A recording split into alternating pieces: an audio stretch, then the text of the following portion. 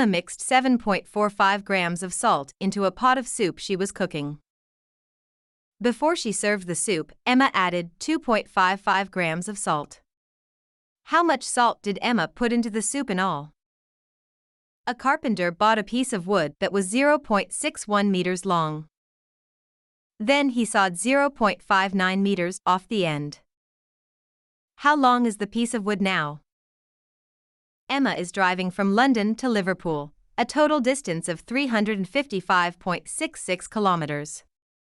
She stops in Birmingham to get petrol. It is 204.38 kilometers from London to Birmingham. How much further does she have left to drive?